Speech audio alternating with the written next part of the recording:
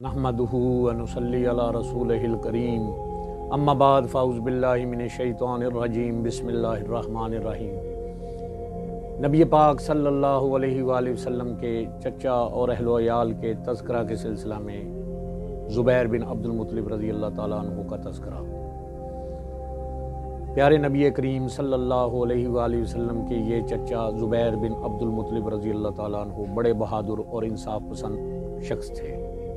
Jazeera अरब में नबी अकरम सल्लल्लाहु अलैहि वसल्लम की बासत यानी ऐलान नबूवत से कबल ना तो कोई मुनज़्ज़म हुकूमत थी और ना ही कोई बाकायदा अदालतें मौजूद थीं जो मज़लूमों की दादरसी कर सकती। सारा अरब मुआशरा कबायली निज़ाम में जकड़ा हुआ था। अगर कोई शख्स दूसरे कबीले के किसी शख्स को कत्ल कर देता तो मकतूल का कबीला सिर्फ उस कातिल से इंतकाम न लेता बल्कि उसके सारे कबीला से इंतकाम लिया जाता था। मक्का मुकरमा में कुरैश के 10 कबाइल आबाद थे जो दीगर अरब कबाइल के ख़िलाफ़ एक दूसरे के इत्तेहादी थे। अगर कोई अरब कबीला कुरैश के किसी एक कबीले पर हमला आवर होता तो सारे कुरैशी कबाइल मिलकर उस हमला आवर का मुकाबला करते।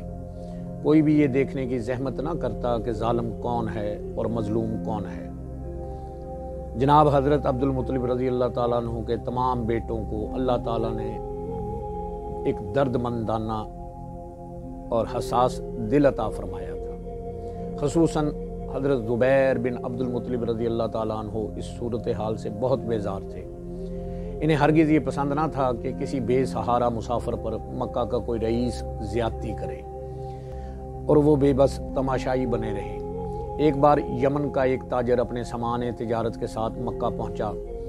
मक्का में आस बिन वाइल नामी एक बड़ा अमीर आदमी रहता था। ये शख्स अक्सर मुसाफिरों से धोखाबाजी और फरेब से उनका माल हथिया लिया करता था।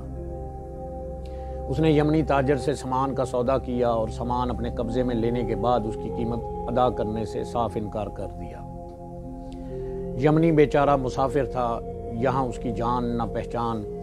उसने आस बिन वाइल के दोस्त कबाइल अब्दुलदार, मखरूम, जमा, सहम और अदी बिन काब से इसकी शिकायत की और उनसे दरख्वास्त की कि वो इसकी मदद करे।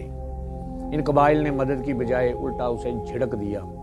यमनी ने इनसे मायूस होकर एक और काम किया कि तुलूए आफ्ताब के बाद जब कुरैश हरम काबा में हस्ब मामूल अपनी अपनी मजलिसें जमाए बैठे थे तो वो करीब वाक़या जबल अबी कैस पर चढ़ गया और वहाँ खड़े होकर बुलंद आवाज़ से फरियाद करनी की, ए फ़ाहर की औलाद, इस मजलूम की फरियाद सुनो, लिल्लाह मेरी मदद करो, जिसका मालो मता मक्का के शहर में जुल्मन छीन लिया गया है। वो गरीबुद्दयार है, अपना वतन से दूर, अपने मददगारों से दूर है। वो अभी एहराम की हालत में है, उसके बाल बिखरे हुए हैं, उसने अभी उम्रा भी अदा नहीं किया। ए मक्का के रईसो, मेरी फरियाद सुनो, मुझ पर हतीम और हिजर असवद के दरमियान जुल्म किया गया है। इज़्ज़त और हुर्मत तो इसकी है जिसकी शराफत कामिल है। जो आजिज़ और धोखाबाज हो, जो फाजर और धोखाबाज हो, उसके लिबास की तो कोई इज्जत नहीं होनी चाहिए। हरम में मौजूद सारे कुरैशियों ने यह फरियाद सुनी, लेकिन सबसे पहले जिसने एक मुसाफिर और बेयारो मददगार की फरियाद पर लब्बैक कहा वो ज़ुबैर बिन अब्दुल मुत्तलिब थे। ज़ुबैर इस मजलूम की आहोजारी पर मुस्तरिब होकर खड़े हुए और ऐलान किया, अब इस फरियाद को नज़रअंदाज कर देना हमारे बस की बात नहीं। चनाचा अब्दुल्ला बिन जदान के घर में बनी हाशम बनी ज़हरा, बनी तय्यम, बनी मर्रा कबाइल जमा हुए और इब्ने जदान ने एक पुरतकल्लुफ़ ज़ियाफ़त का एहतमाम किया। इस इज्तिमा में शरीक तमाम शुरका ने खड़े होकर अल्लाह ताला के हजूर ये अहद किया और वो सब मुत्तहिद होकर जालिम के ख़िलाफ़ मजलूम की मदद करेंगे, यहाँ तक कि जालिम से मजलूम को इसका हक दिलवाएंगे। और ये अहद किया कि हम इस अहद पर पाबंद रहेंगे जब तक समुंदर सौफ को तर करता है और जब तक हिरा और शब्बीर के पहाड़ अपनी जगह पर कायम रहें और माश में एक दूसरे की हमदर्दी करेंगे, हम इस अहद पर कायम रहेंगे। इस अहद या मुआहिदे को हल्फुल फजूल के नाम से मौसूम किया गया क्योंकि अहद कदीम में बनु जरम ने अभी इस किस्म का एक मुआहिदा किया था جن 3 آدمیوں نے اس معاہدے کے لیے بھاگ دوڑ کی تھی اور اسے پروان چڑھایا تھا، ان تینوں کا نام فضل تھا، اور فضل کی جمع فضول ہے۔ یہ 3 افراد فضل بن خزالہ، فضل بن وداع اور فضیل بن حارث تھے۔ نئے معاہدے کی بھی وہی مقاصد تھے، اس لیے اس کو بھی حلف الفضول کے نام سے شہرت ملی۔ جب یہ معاہدہ طے پا گیا تو سب مل کر عاص بن وائل کے گھر گئے اور اس سے مطالبہ کیا کہ وہ اس تاجر کا مال واپس کر دے۔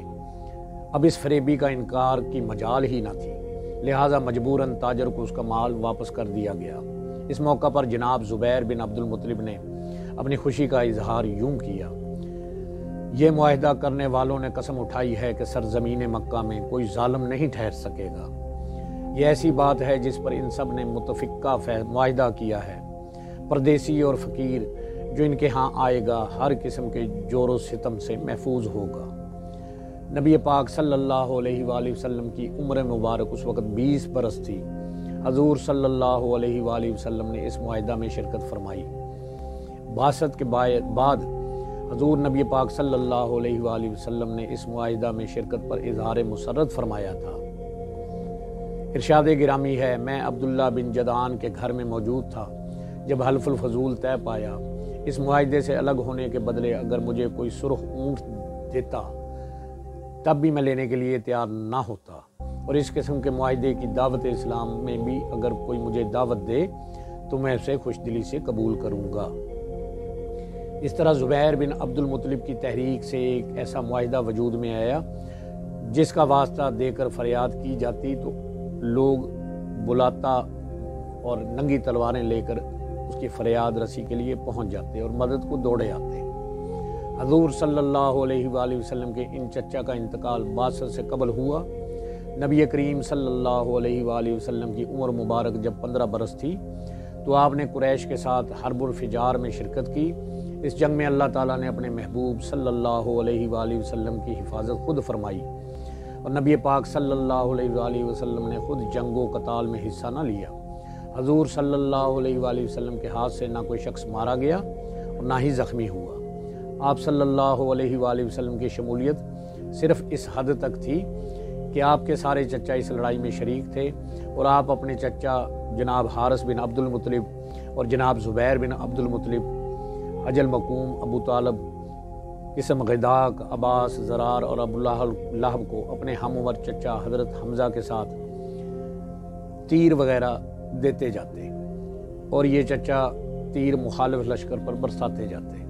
نبی پاک صلی اللہ علیہ وآلہ وسلم خود فرماتے کہ میں نے ان